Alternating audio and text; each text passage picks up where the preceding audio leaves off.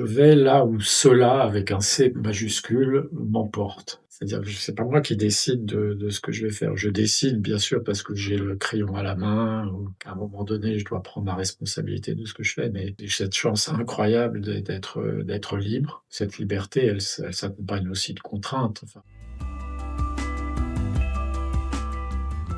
Bienvenue sur La Traversée sonore qui vous fait découvrir les artistes de l'exposition Dialogie de l'éclaircie à l'horizon qui recouvre actuellement une partie du premier étage de la traverse à Vannes. Dans ce 13e épisode, nous allons à la rencontre de l'artiste Jean Faucheur.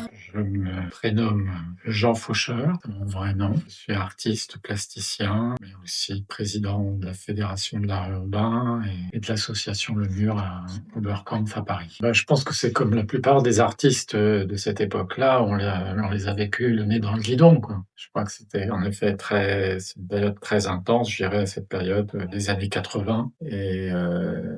Il s'est passé beaucoup de choses en très peu de temps. Fort heureusement, il y a des choses qu'on oublie et d'autres qui nous restent quand même en mémoire. Donc oui, ça a été vraiment un moment un petit peu exceptionnel.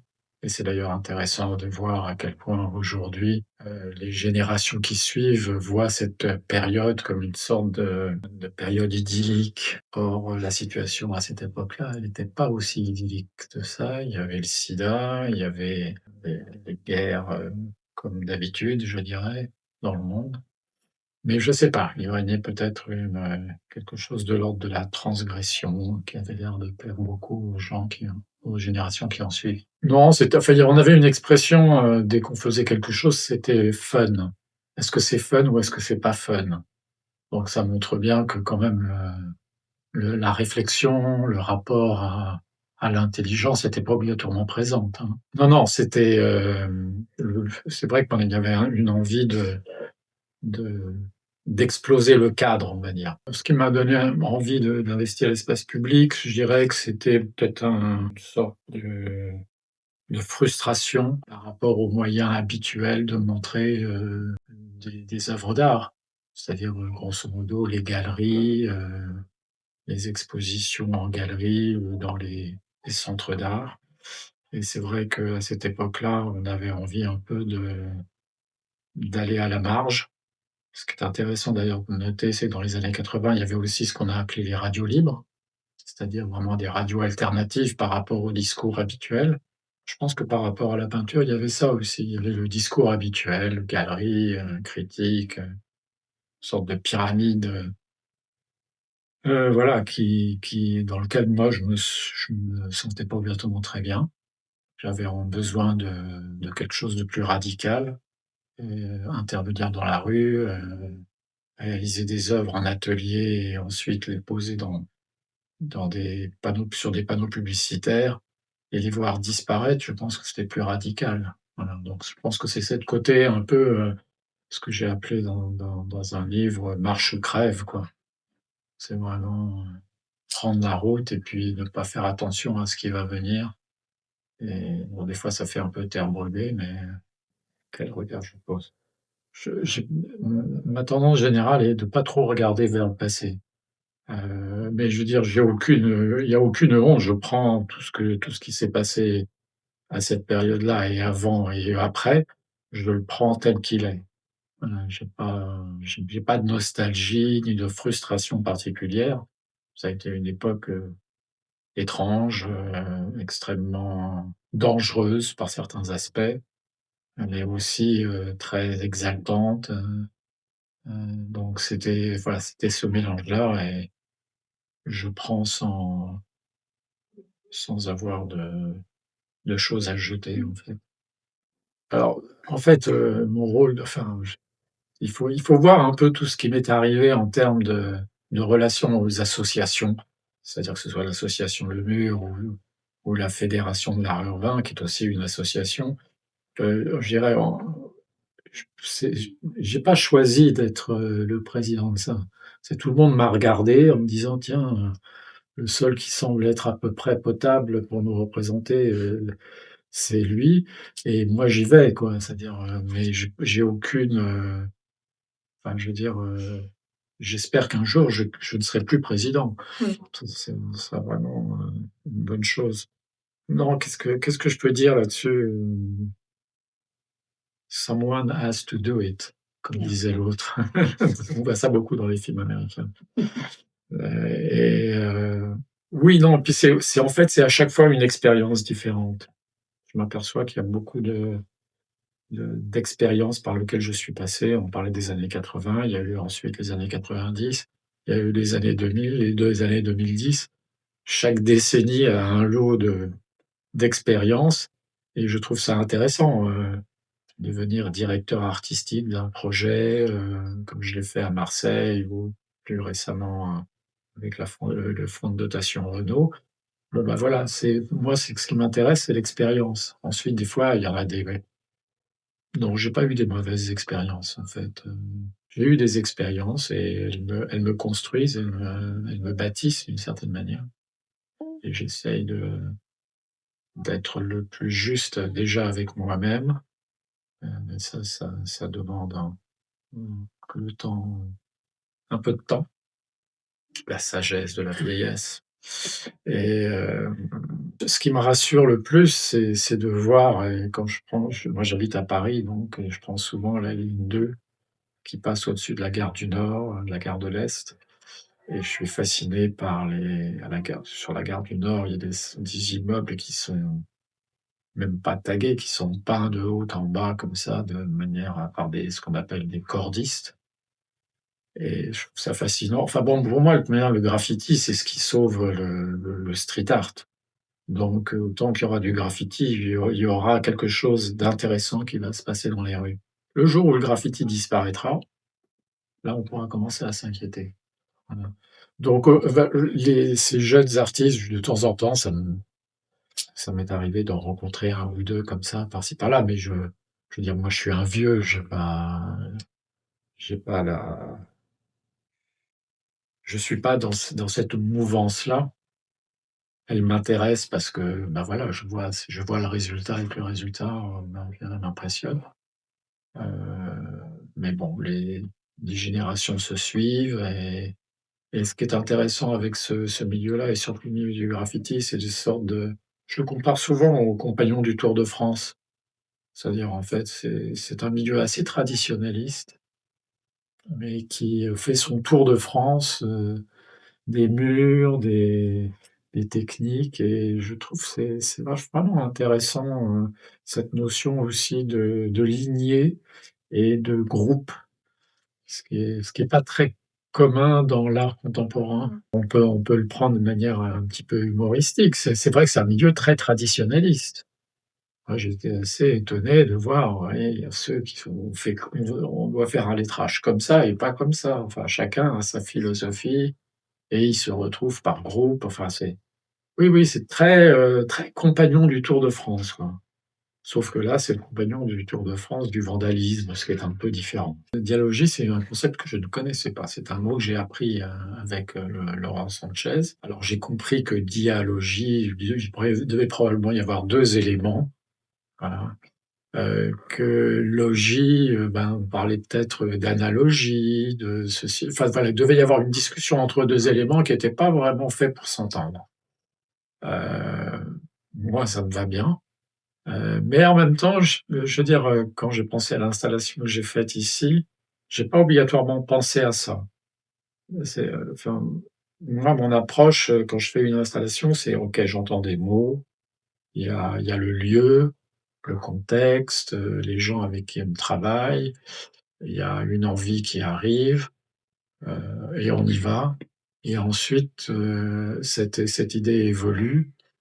Par exemple, voilà, je suis parti sur une forme de papier peint, qui est une reproduction d'un tableau que j'ai réalisé il y a de ça une quinzaine d'années et je me suis dit: «Tiens, je vais les rapprocher ces tableaux-là, je vais en faire une sorte de version un peu comme un test de Rorschach, et puis ça va créer des formes, ce qui va être intéressant. Ah puis tiens, je l'éclairerai bien avec une lumière noire».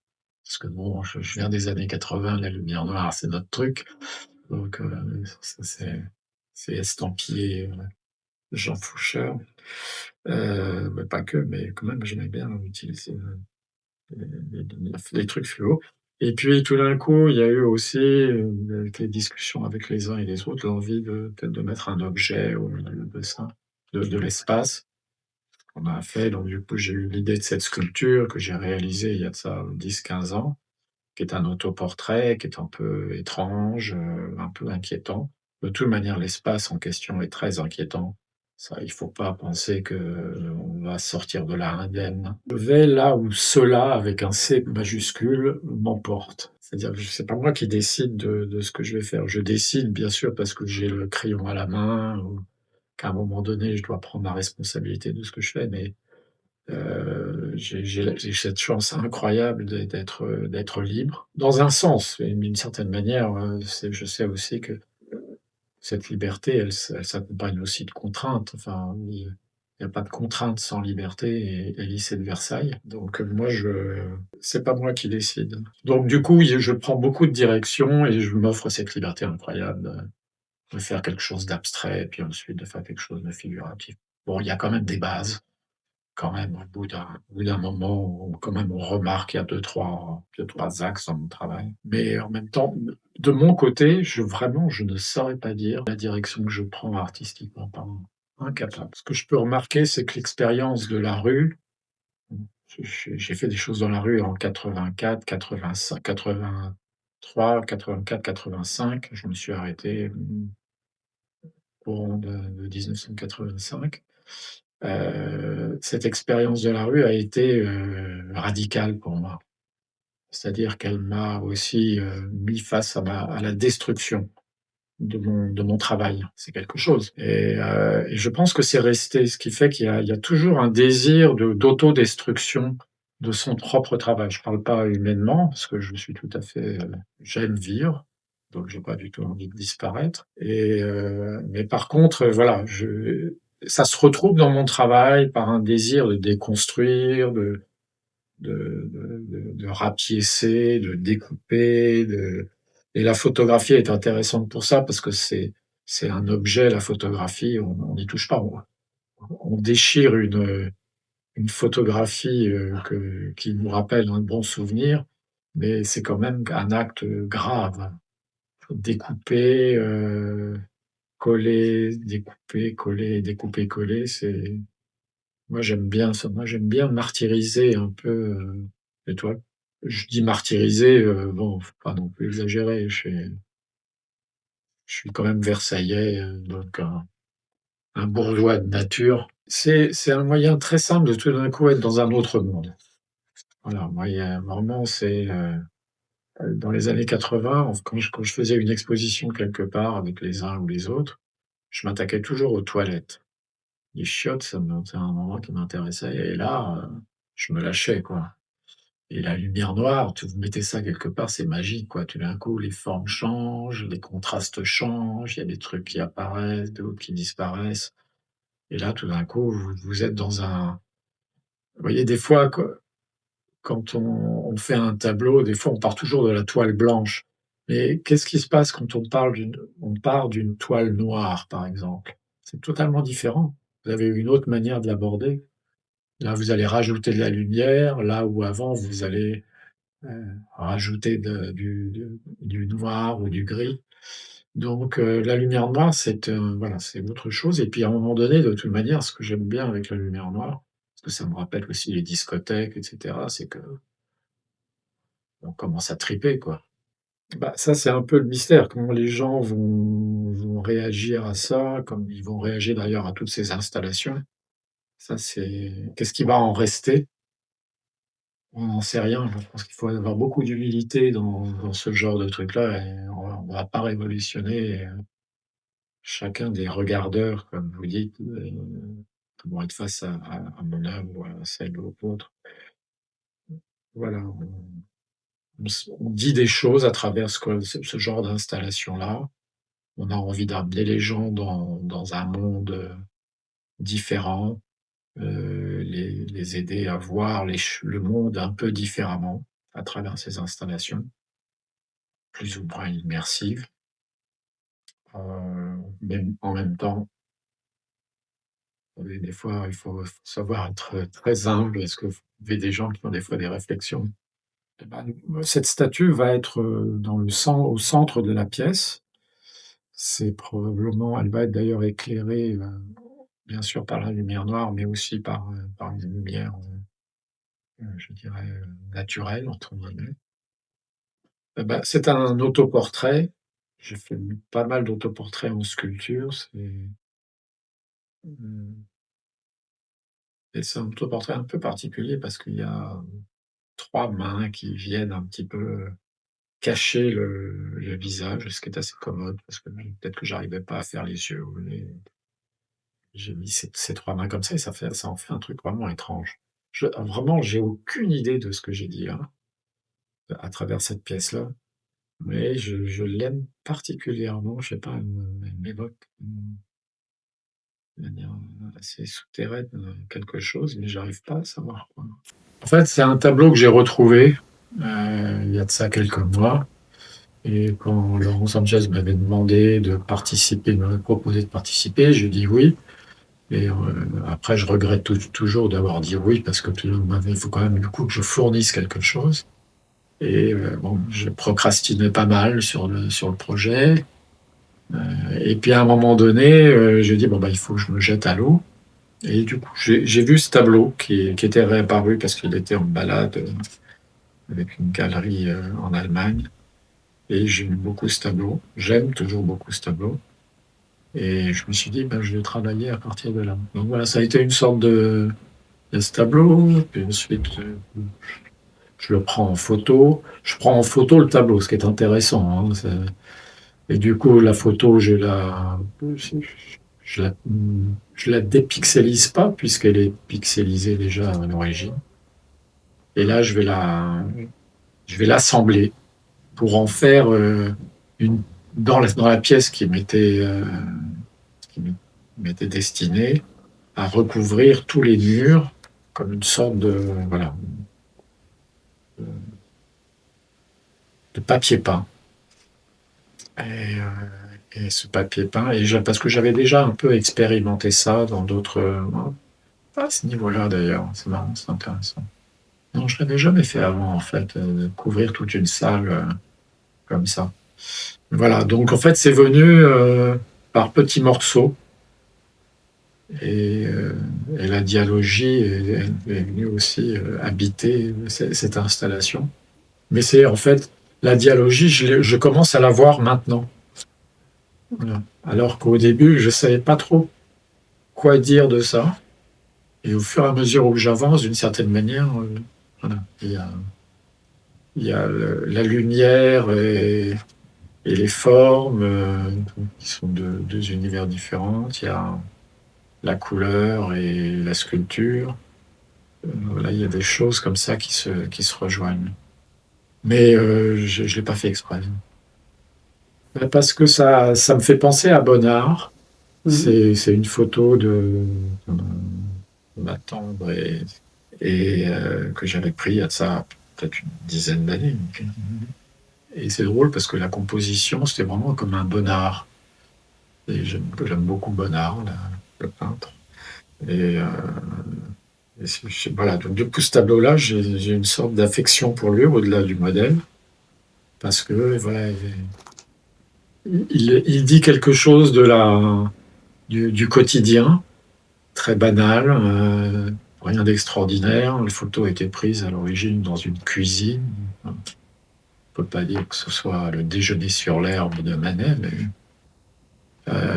donc voilà, c'est très banal et en même temps, il y a, je sais pas quoi, une atmosphère que j'ai voulu magnifier en l'agrandissant. Et là, ce qui est intéressant, c'est que ça devient autre chose, quoi. Là, ça devient assez inquiétant. Enfin, j'avoue que je suis un peu surpris par l'ambiance qui règne dans cette salle. À un moment donné, on oublie ça. Tout d'un coup, l'œuvre se détache un peu du modèle. Le modèle, c'est ce qui permet de rentrer dans l'œuvre, dans le tableau qu'on a envie de faire. Il peut y avoir des dimensions de l'ordre de l'hommage, voilà, une sorte de tendre de réciprocité. Et puis à un moment donné, quand on fait le tableau, on devient un véritable charcutier, quoi. On coupe, on enlève, on détourne, on fait plus du tout attention au modèle, ce qui peut d'ailleurs des fois créer des moments un peu particuliers. Mais voilà, mais c'est pas, on charcute pas et on découpe pas une peinture parce qu'on n'a pas de respect pour le modèle. C'est que simplement on rentre dans quelque chose qui est plus profond que juste le portrait de quelqu'un. On rentre dans la chair, d'une certaine manière, du modèle et dans la chair du tableau, d'une certaine manière. Et là, il faut y aller, quoi. Il faut pas hésiter. Qu'est-ce que j'aimerais qu'ils ressentent? Bah, j'aimerais déjà qu'ils ressentent. Okay, ce qui n'est pas toujours évident parce que des fois, quand on arrive face à une installation, on est un peu submergé. Donc, quand on est submergé, bah, souvent on ressent rien. Et l'idée, quand on est submergé, c'est ces fameux 3 F, fight, fly et freeze.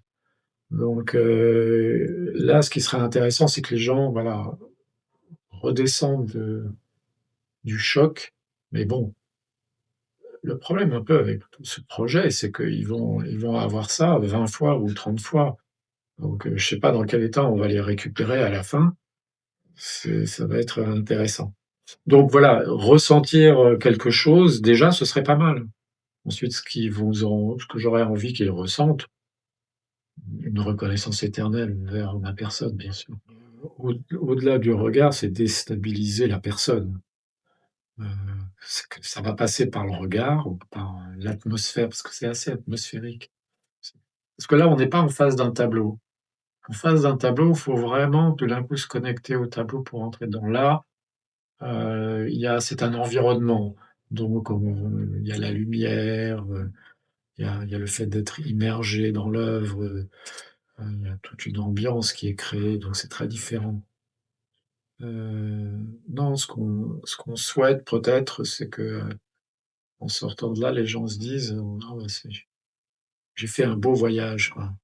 Et et oui, j'ai vu l'enfer, j'ai vu le paradis, j'ai vu plein de choses comme ça, mais j'ai fait un beau voyage.